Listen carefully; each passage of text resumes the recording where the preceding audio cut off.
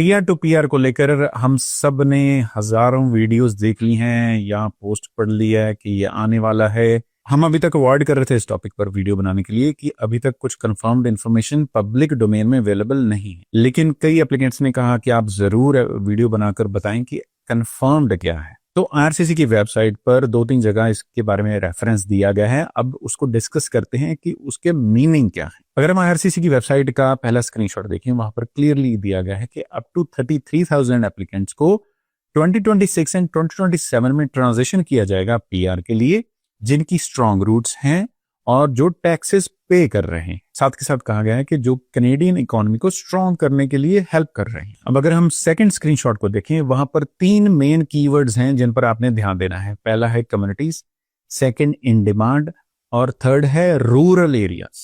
अब अगर पहला और दूसरे स्क्रीनशॉट को हम कंबाइन करें, दैट मीन्स आपकी स्ट्रॉन्ग रूट्स होनी चाहिए। सर्टनली कुछ टाइम से आप वहां रहते होने चाहिए, क्या पता वो कहें 6 मंथ, 1 ईयर या उससे ज्यादा। उसके साथ साथ आप स्किल्ड वर्क एक्स आपके पास होना चाहिए या स्किल्ड नौक में आप काम करते हो।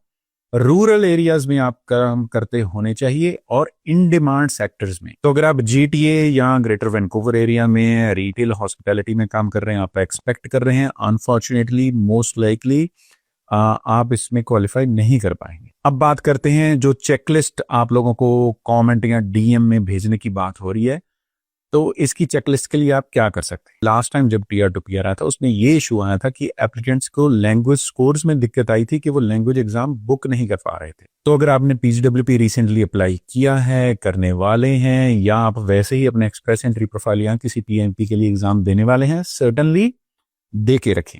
उसके साथ साथ अगर आपने डाउन द लाइन पीआर के लिए अप्लाई करना है, अगर तो आप कनाडा में मास्टर्स नहीं कर रहे और आप एक्सप्रेस एंट्री या किसी और पाथवे के बारे में सोच रहे हैं, अपनी ईसीए, जिसे वैस भी बोला जाता है कॉमनली, वो करवा के जरूर रखें। वो 5 साल तक वैलिड होती है।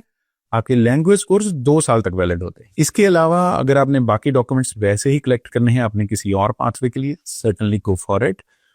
इसके बिना अगर हम वैसे ही अंदाजे लगाते रहें और आप लोगों को कंफ्यूज करते रहें, we don't think that would be correct thing to do. तो उम्मीद करते हैं इस वीडियो से आपको थोड़ी क्लैरिटी मिली होगी। इसके बाद भी अगर आपके कोई जनरल क्वेश्चंस या डाउट्स हैं, आप हमें डायरेक्ट मैसेज कर सकते हैं या कॉल भी कर सकते हैं।